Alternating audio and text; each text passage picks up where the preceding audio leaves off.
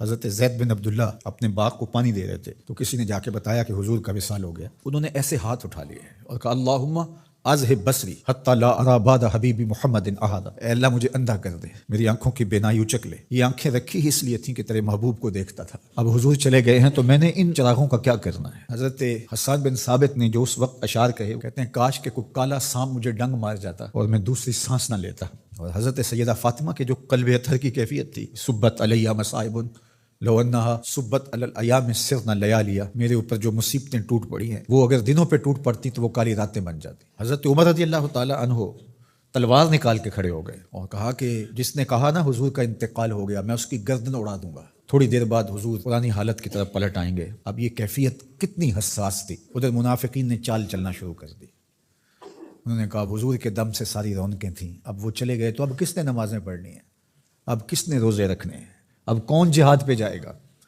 جب وہ ہی نہیں رہے تو ساری کہانی ختم ہو گئی۔ تو انہوں نے اس طرح سے چال چلنا شروع کر دی۔ اور حضرت عمر کہتے تھے کوئی بولے تو صحیح، کتنا نازک وقت تھا۔ اس وقت میں حضرت ابو بکر آئے رضی اللہ تعالیٰ عنہ، ان کا کلیجہ تو پھٹ رہا ہوگا، لیکن یہی موقع تھا حضور کے مشن کو، حضور کی فکر کو، حضور کے دیے ہوئے نظام کو سنبھالنے کا۔ اور اپنے جذبات کو کس طرح کنٹرول کیا ہوگا، اپنے آپ کو پوری طرح سنبھال کر کے لوگوں میں آئے اور دیکھا کہ لوگ جمع ہیں اور حضرت عمر رضی اللہ تعالیٰ عنہ غصے میں تلوار لہرا رہے ہیں۔ خبردار اگر کسی نے کہا کہ حضور کا انتقال ہو گیا تو آپ ایک اونچی جگہ پہ کھڑے ہوئے، لوگوں کو متوجہ کیا۔ حضرت صدیق اکبر رضی اللہ تعالیٰ عنہ کا اس وقت کا جو خطبہ ہے، اس نے اس وقت اسلام کو سنبھالا جب منافق بڑی باریک چال چل رہے تھے۔ اب حضرت ابو بکر آئے اور کھڑے ہوئے، کہا لوگوں مجھے بتاؤ تم اللہ کی عبادت کرتے تھے یا رسول اللہ کی عبادت کرتے تھے؟ تو لوگوں نے کہا اللہ کی عبادت کرتے تھے۔ تو کہا اللہ آج بھی زندہ و موجود ہے، اللہ کل بھی زندہ و موجود تھا، وہ حی ہے لا یموت ہے۔ اللہ اکبر۔ پھر انہوں نے وہ آیت کریمہ پڑھی وما محمد الا رسول قد خلت من قبلہ الرسل، اور صحابہ فرماتے ہیں ہمیں لگا کہ جس طرح یہ نازل اسی وقت کے لیے ہوئی تھی۔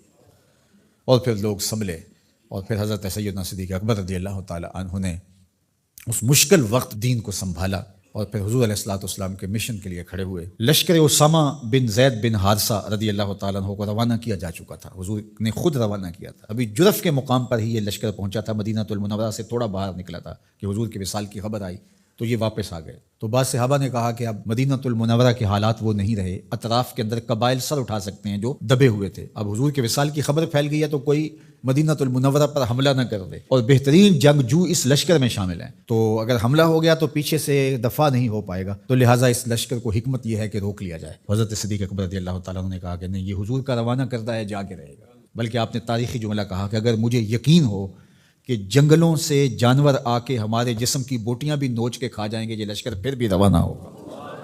لوگوں نے حضرت عمر سے کہا کہ ضرور لشکر کو روانہ کریں، لیکن حضرت ابو بکر رضی اللہ تعالیٰ عنہ سے اتنا کہیں کہ امیر لشکر کو معزول کر کے کوئی اور قریشی سردار بزرگ اس کا امیر بنا دیا جائے۔ 9 عمر لڑکا ہے، دوسرا غلام زادہ ہے، تو بڑے بڑے قریشی سردار اور جنگجو ان کی قیادت کو قبول کرنے سے انکار نہ کر دیں۔ تو وہ گئے اور جا کے کہا کہ بڑے بزرگوں کی یہ رائے ہے کہ آپ ضرور لشکر کو روانہ کر دیجئے، لیکن اتنا کیجئے کہ امیر لشکر کو تبدیل کر دیجئے۔ حضرت صدیق اکبر کے چہرے پر جلال آ گیا اور آپ نے جو جملے کہے وہ اتنے سخت تھے، ثقلت امک یبن خطاب، اے خطاب کے بیٹے تیری ماں تجھ کو روئے۔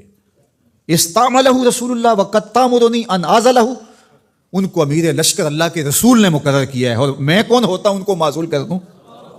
کہا لشکر جائے گا، اسامہ بن زید کی قیادت میں جائے گا، جس نے جانا ہے جائے، جس نے نہیں جانا میں کوئی پرواہ نہیں ہے، چونکہ ان کو امیر لشکر اللہ کے رسول نے مقرر کیا۔ اللہ اکبر۔ پھر جب لشکر اسامہ کو روانہ کیا حضرت صدیق اکبر نے تو حضرت اسامہ کے گھوڑے کی باغ اپنے ہاتھوں سے پکڑی اور اسامہ کو اوپر سوار کیا رضی اللہ تعالیٰ عنہ، اور نیچے ساتھ پیدل چلے۔ اللہ اکبر۔ اور ساتھ یہ کہتے جاتے تھے اسامہ تو وہ ہے جس کو میرے رسول نے مقرر کیا ہے۔ اور پھر یہ لشکر کامیاب اور بامراد ہو کے لوٹا۔ تو یہ سیدنا صدیق اکبر رضی اللہ تعالیٰ عنہ کا حضور علیہ السلام کے فیصلوں کو من وان قبول کرنے کا جذبہ تھا، جس انداز سے انہوں نے حضور علیہ الصلوۃ والسلام کی فکر پہ پہرا دیا، حضور کی تعلیمات کو اجاگر کیا اور حضور کے فرمان کو حرف آخر سمجھا، اور اس کے بعد انہوں نے اپنی رائے کو وہاں فنا کر دیا۔